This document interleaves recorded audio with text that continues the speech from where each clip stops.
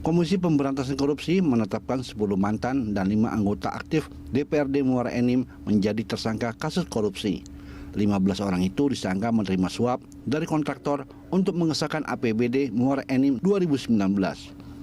Sebelumnya dalam kasus ini KPK juga telah menetapkan 10 anggota DPRD Muara Enim lainnya sebagai tersangka dan sudah ditahan.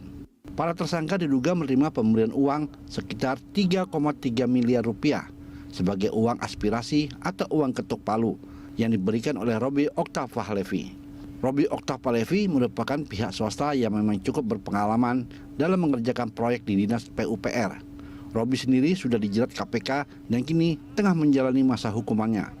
Untuk kepentingan penyidikan, tim penyidik melakukan upaya paksa penahanan 15 tersangka untuk 20 hari ke depan, terhitung mulai tanggal 13 Desember 2021 hingga 1 Januari 2022. Para tersangka selaku anggota DPRD Kabupaten Muara Enim periode 2014-2019 bertugas melakukan pengawasan atas kinerja Bupati beserta jajarannya khususnya terhadap program-program pemerintah Kabupaten Muara Enim terkait dengan proses pengadaan barang dan jasa di Dinas PUPR Kabupaten Muara Enim tahun 2019. Para tersangka diduga menerima pemberian uang sekitar 3,3 miliar sebagai uang aspirasi atau uang ketok palu yang diberikan oleh Robby Oktavalevi. Robby Oktavalevi ini adalah salah satu kontraktor yang telah berpengalaman mengerjakan berbagai proyek di Dinas PUPR Kabupaten Muara Enim. Alexander menambahkan, para anggota DPRD itu diduga menerima uang dari pengusaha Robby Oktavalevi. Pemberian uang tersebut diduga ditujukan agar perusahaan milik Robby Okta menang dalam proyek di Dinas PUPR Muara Enim. Para tersangka menerima secara bertahap dengan nominal minimal mulai dari 50 juta sampai dengan 500 juta rupiah. Tim Liputan, Berita 1. Kisah berulang korupsi berjamaah, itulah Morning Talk kita pagi ini, dan untuk membahasnya kita telah terhubung dengan Ketua Komisi Pemberantasan Korupsi, Firly Bahuri. Selamat pagi Pak Firly. Selamat pagi, salam Indonesia, salam sehat. Salam sehat Pak Firly. Aduh Pak Firly, ada lagi nih Pak korupsi berjamaahnya. Kalau seandainya berbuat baik berjamaah itu bagus, tapi kalau korupsi rasanya ini sangat disayangkan ya Pak ya. Tapi ini berulang lagi. Dari evaluasi Anda sebetulnya kenapa sih korupsi berjamaah seperti ini bisa berulang-ulang terus terjadi? Ya, satu poin yang ingin saya sampaikan, seharusnya korupsi ini sudah tidak ada lagi. Indonesia ini harus sudah bersih dari praktek-praktek korupsi. Kenapa? Karena kita sudah bertransformasi dari era ketertutupan ke menjadi keterbukaan. Bahkan Indonesia merupakan negara terbesar demokrasi ketiga setelah Indonesia dan Amerika. Dan kita sendiri yang kedua, kita punya amanat. Sebagai anak bangsa punya amanat. Amanatnya apa? Kita diberikan oleh Allah SWT, Tuhan Yang Maha Esa, dan mandat secara konstitusional untuk mewujudkan tujuan negara. Melindungi segenap bangsa Indonesia dan seluruh tumpah Indonesia, memaju kesejahteraan umum, mencerdaskan kehidupan bangsa, dan ikut aktif memelihara ketertiban dunia. Itu amanat kita. Tapi tujuan ini, saya sampaikan kepada segenap pemirsa Berita 1 dan seluruh anak bangsa dimanapun berada. Tujuan ini bisa gagal kalau korupsi masih ada. Korupsi berjemaah masih marah. Karenanya KPK tidak pernah lelah memberantas segenap para pelaku tindak pidana korupsi. Apapun bentuk korupsi, pasti kita akan lakukan penindakan secara tegas, karena sesungguhnya kita diberikan mandat juga untuk menyelesaikan persoalan-persoalan kebangsaan. Di antaranya adalah mengatasi bencana alam, terorisme dan radikalisme, narkotika, dan yang keempat adalah korupsi itu sendiri. Tadi Mbak bertanya, kenapa kok masih ada saja korupsi berjamaah? Saya ingin katakan Mbak, kenapa orang korupsi? Itu dulu.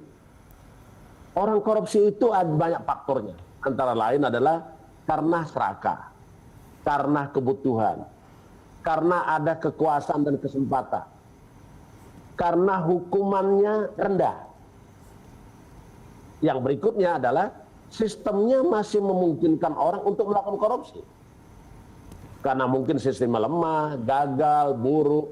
Ini yang harus kita perbaiki.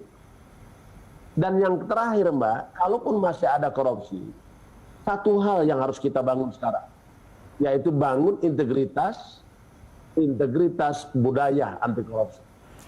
Ya. Itu sebenarnya Mbak. Ya, Pak Firly, tadi Bapak menyebutkan di sini ada mungkin sistemnya yang salah. Kalau kita melihat dari banyak kasus itu kan korupsi itu berkaitan dengan proyek di Pemprov seperti itu.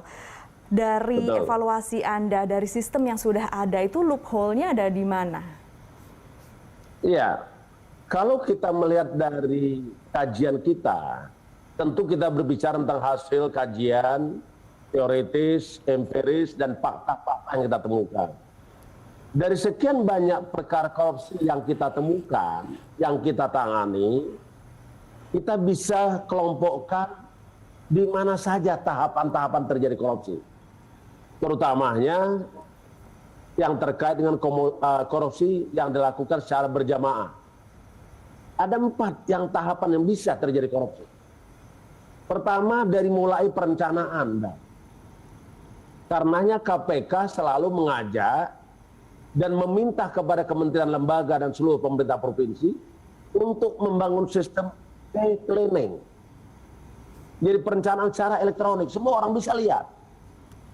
Karena perencanaan ini juga bisa dibuat dengan masuk indikasi-indikasi yang bisa menjadi peluang terjadinya korupsi. Ini masalahnya, Mbak. Karena itu perencanaan ini harus tidak boleh ada muatan ingin korupsi. Tahapan berikutnya Mbak, tahap pengesahan.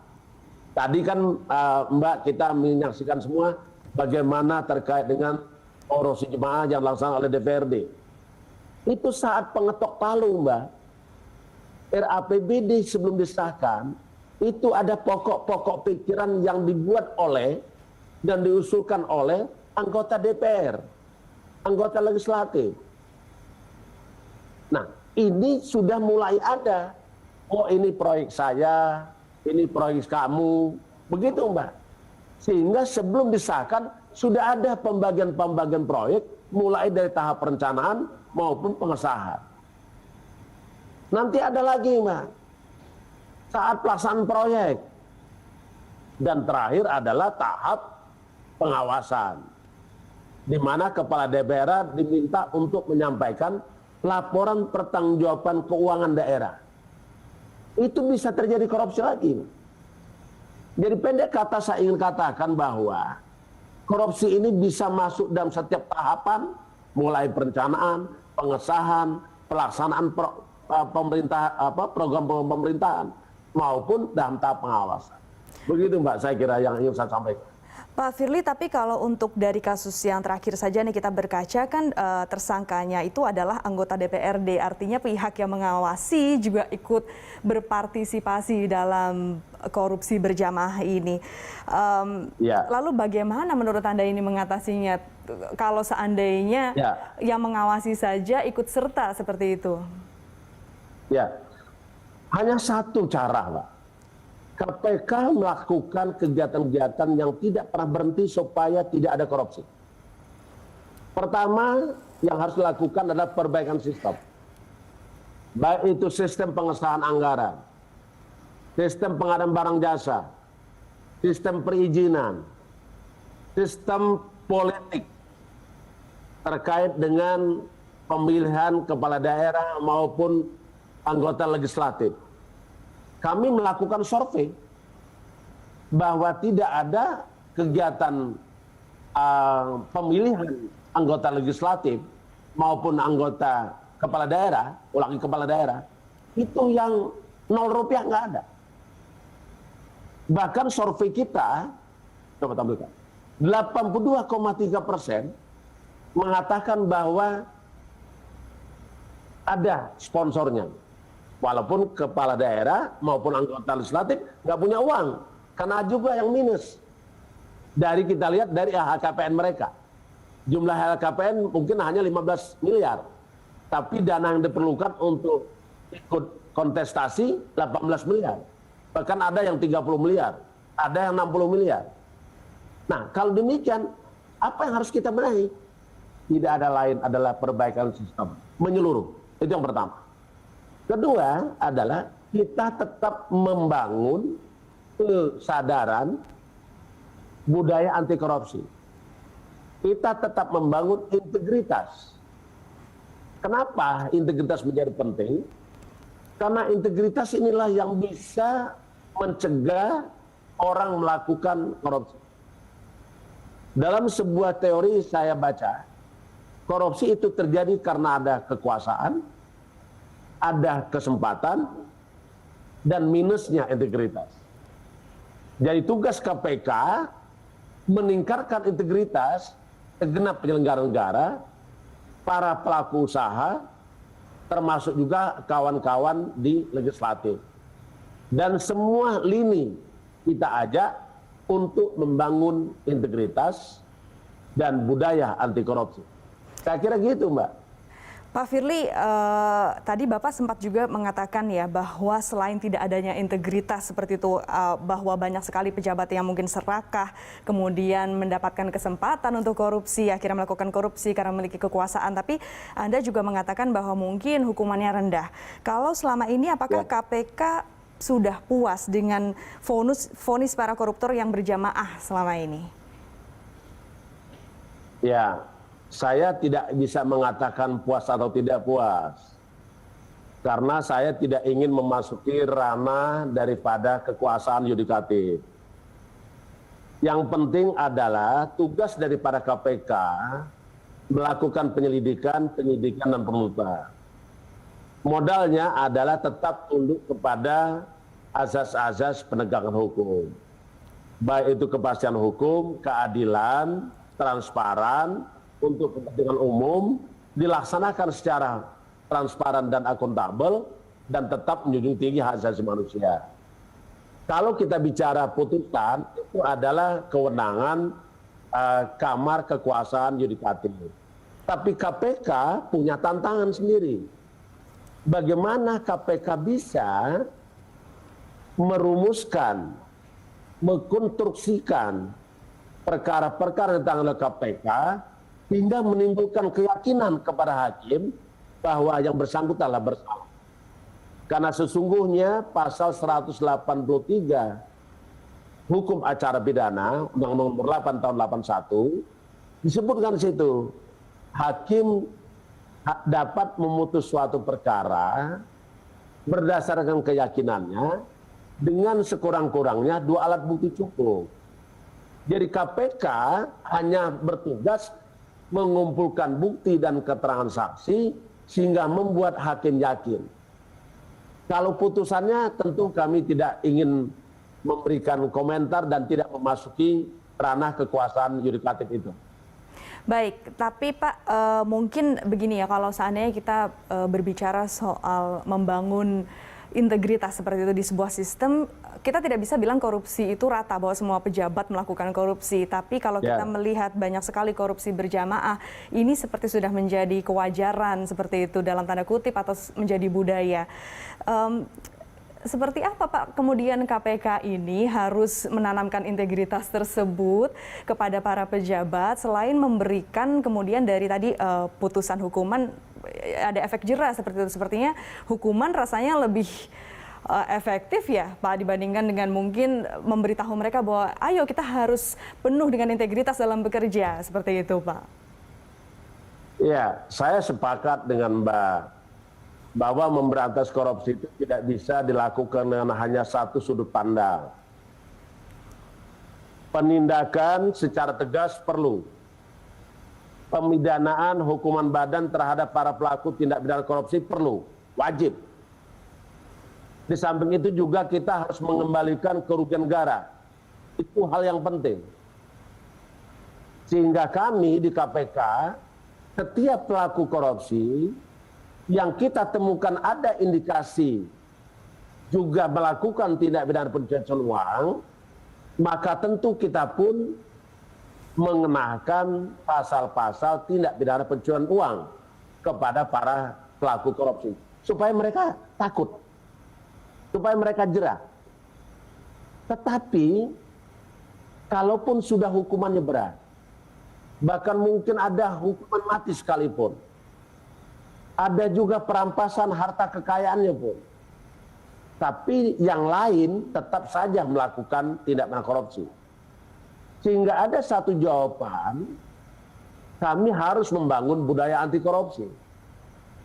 Kita tanamkan nilai-nilai integritas. Kita tanamkan nilai-nilai budaya anti korupsi.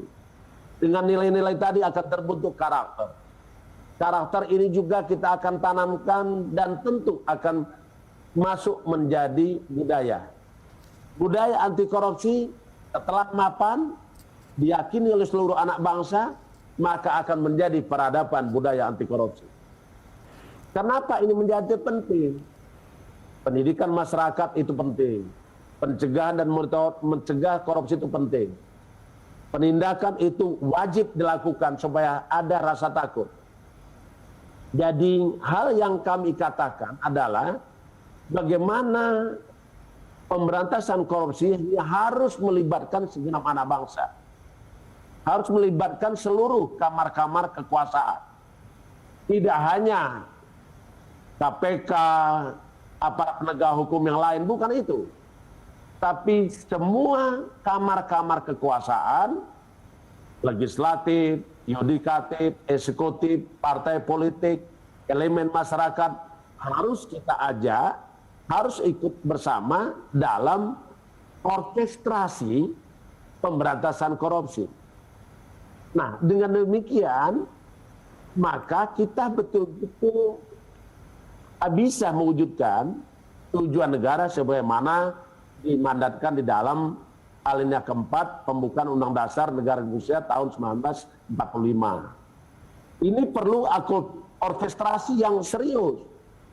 Kita tempatkan korupsi ini sebagai musuh bersama. Corruption is our common enemy. Dan juga tujuan negara kita tempatkan sebagai kebutuhan dan kepentingan bersama. Kita ambil pembelajaran kita sekarang ini kan menghadapi pandemi COVID-19. Kita keluar sebagai pemenang perang terhadap COVID-19.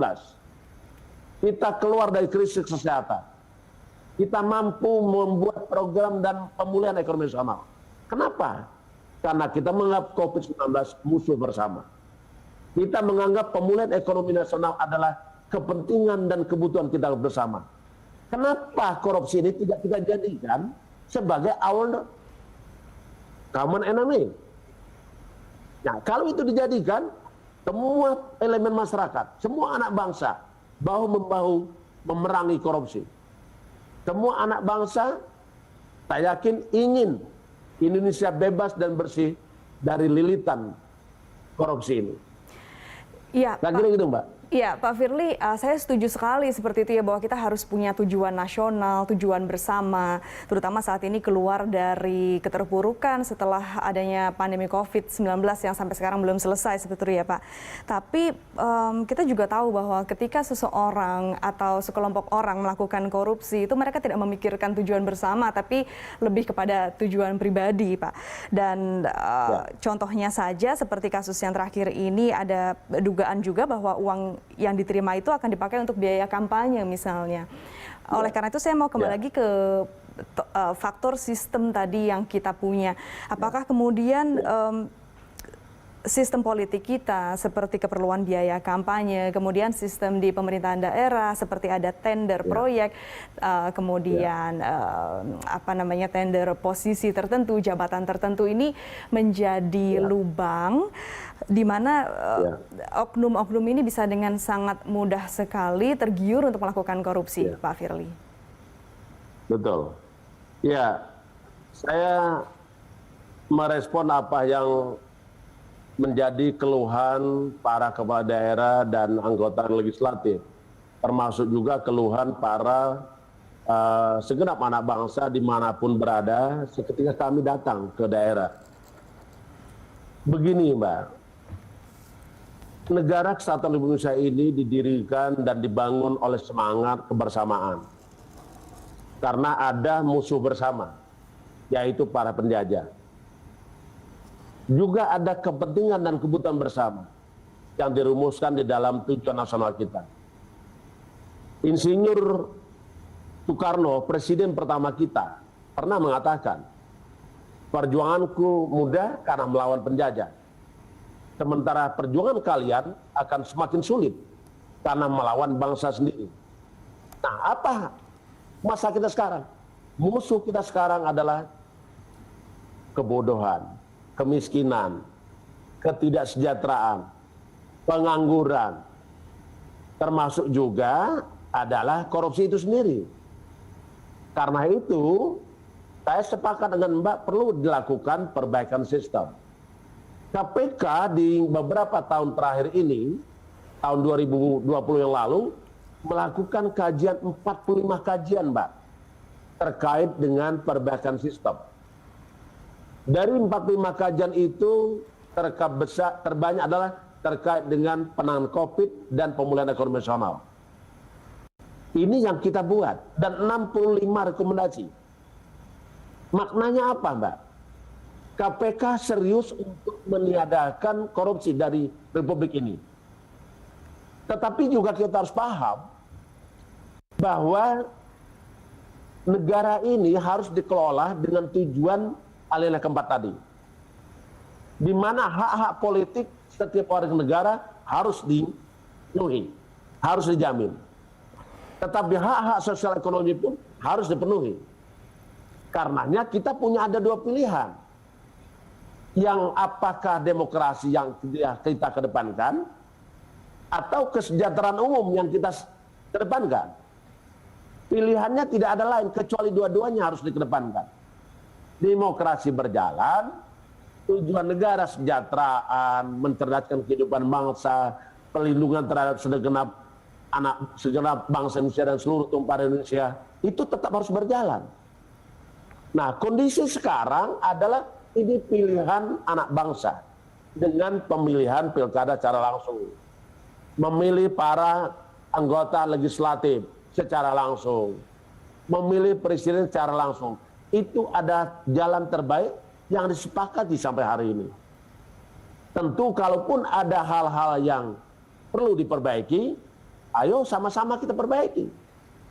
Karena tujuan kita satu, mewujudkan tujuan nasional. Musuh kita satu, yaitu korupsi, kemiskinan, kebodohan, ketertinggalan, ketidaksejahteraan. Nah, saya ingin gambarkan saat ini, Mbak, kerja keras anak bangsa memberantas korupsi ini sangat tergambar dari beberapa sebaran data korupsi. Kalau boleh saya sampaikan untuk segenap pemirsa Berita Satu dan seluruh anak bangsa, boleh saya tayangkan slide-nya adalah sebaran data. Sebaran data perkara korupsi berdasarkan wilayah. Nah ini Mbak, ini bisa kita lihat. Pemerintah pusat yang tertangkap kasus korupsi 401 orang. Jawa Barat 116. Jawa Timur 104. Sumatera Utara 78. DKI Jakarta 69. Ini data yang kami rangkum sejak 2004 sampai dengan 2021 ini. Kita lihat lagi Mbak, itu wilayah. Sekarang tersangka sesuai dengan profesinya. Kita lihat di sini Mbak. Rekan-rekan segenap anak bangsa bisa melihat. Anggota legislatif sudah 309. Ini data yang lalu Mbak, sampai November. Kalau tambah kemarin 15 berarti sudah 324. Belum lagi tambah yang lain. Jadi ini keprihatinan kita semua. Mari kita bersama-sama menyatakan korupsi ini adalah musuh kita bersama. Sehingga kita sama-sama melakukan aksi pemberantasan korupsi. Sesuai dengan tataran, fungsi, dan kewenangan kita masing-masing tentunya. Ya, saya kira ini Mbak. Terima kasih. Iya, Pak Firly, ini memang korupsi dilakukan oleh siapa saja salah, tapi sangat miris ketika anggota legislatif justru yang paling banyak, padahal mereka adalah wakil rakyat ya Pak Firly. Kita akan membahas lebih lanjut, Pak, agenda pencegahan korupsi dari KPK, tapi usai jeda, nanti dijawabnya usai jeda ya Pak Firly ya, sesaat lagi.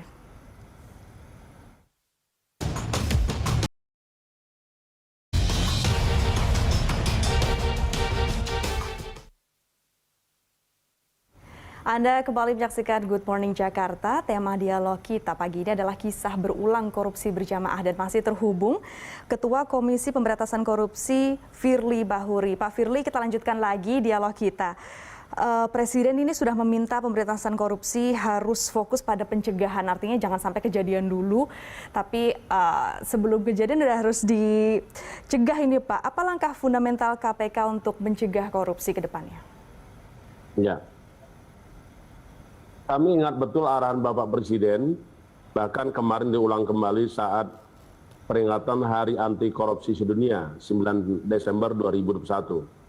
Beliau katakan bahwa kerja-kerja aparat penegak hukum itu tidak hanya diukur dari seberapa banyaknya pelaku kejahatan, pelaku korupsi ditangkap dan dipenjarakan. Poin kedua, beliau katakan bahwa sukses itu kalau tidak berulangnya kembali tindak pidana korupsi. Ini menjadi semangat, ini menjadi pedoman kami untuk bekerja lebih keras.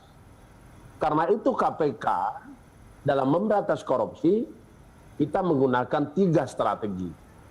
Yang satu adalah pendidikan masyarakat, supaya mereka tidak ingin melakukan korupsi. Kedua adalah melakukan pencegahan dengan cara perbaikan sistem supaya tidak ada celah peluang untuk melakukan korupsi. Yang ketiga baru penindakan.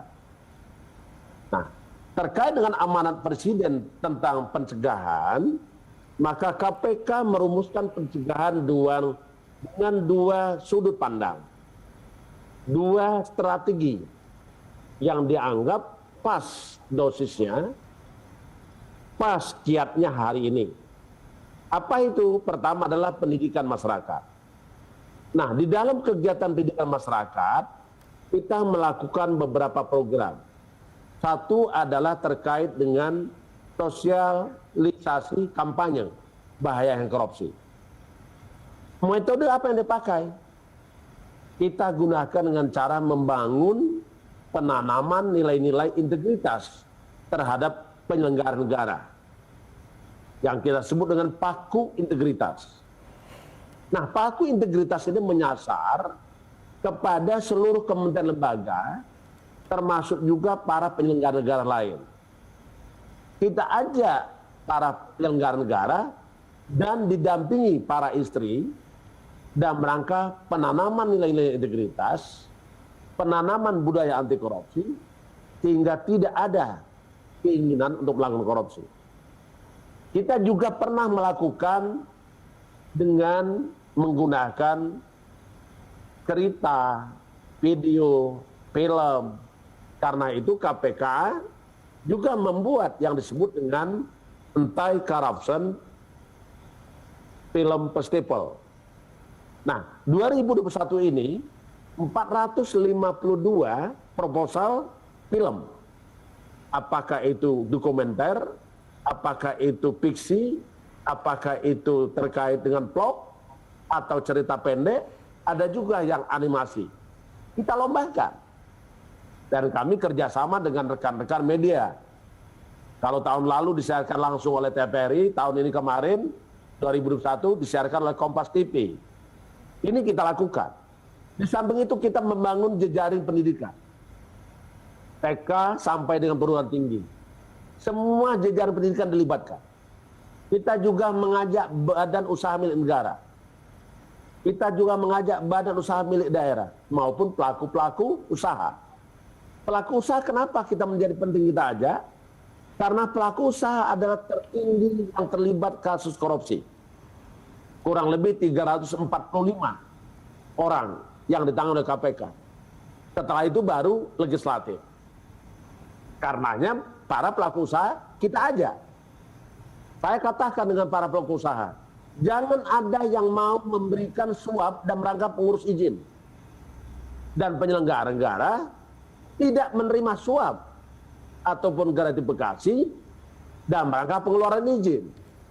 Kita sudah bangun dengan rekan-rekan kementerian lembaga. Misalnya untuk izin usaha, Presiden sudah declare, kami sudah kerjasama dengan kementerian terkait, apakah itu ATR BPN, apakah itu Menteri BUMN, apakah itu juga Menteri Investasi dan BKPM. Kita bangun sistemnya, supaya perizinan bisa jadi gratis.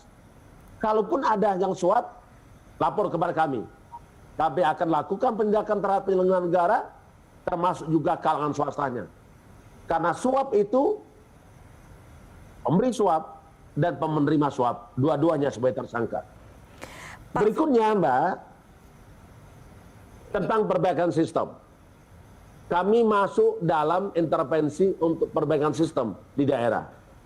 Kami juga melakukan pendidikan politik, baik itu politik berintegritas maupun pilkada berintegritas. Kami juga membangun sistem pengendalian harta kekayaan penyelenggara negara dalam bentuk laporan harta kekayaan penyelenggara negara, dan juga menerapkan manajemen anti penyuapan, dan juga unit-unit pengendalian gratifikasi di kementerian lembaga dan seluruh BUMN, termasuk juga para kepala daerah. Dan kami juga membangun sistem pelaporan yang disebut dengan whistleblowing system. Ini yang kita buat, Mbak, untuk memperkecil dan meniadakan praktek-praktek korupsi di daerah. Tetapi mohon maaf, Mbak, tentu proses tidaknya pemberantasan korupsi tergantung dari peran serta aktif dari Kamar Kekuasaan Yudikatif, Kamar Kekuasaan Legislatif, Kamar Eksekutif, dan juga rekan-rekan partai politik, termasuk segenap anak bangsa. Saya kira itu, Mbak, yang ingin kami sampaikan. Terima kasih.